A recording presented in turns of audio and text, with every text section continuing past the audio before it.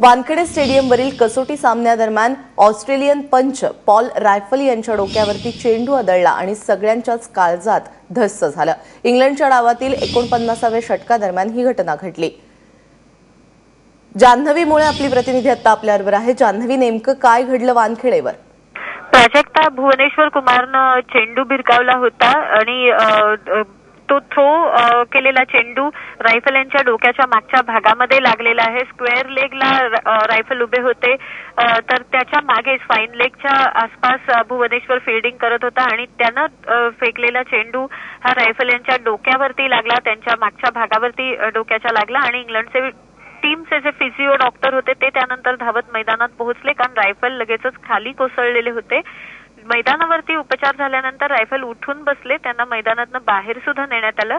थोड्या वेळानंतर मॅरियस इरास्मस, जे थर्ड अंपायर म्हणून काम करत होते, ते मैदानावरती उतरले आणि सामना पुन्हा सुरू करण्यात आलेला आहे।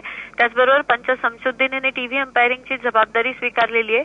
पण रायफल यांच्या ते जरी उठून उभे राहिले असले आणि व्यवस्थित स्वतः चालत परत गेले असले पॅव्हेलियनमध्ये, तरी सुद्धा त्यांना विश्रांतीची गरज असल्याचं समजतं आणि कदाचित त्यांच्यावरती पुढील उपचार सुद्धा केले जाणार आहेत। प्राजक्ता, जान्हवी, धन्यवाद या सगळ्या माहितीबद्दल।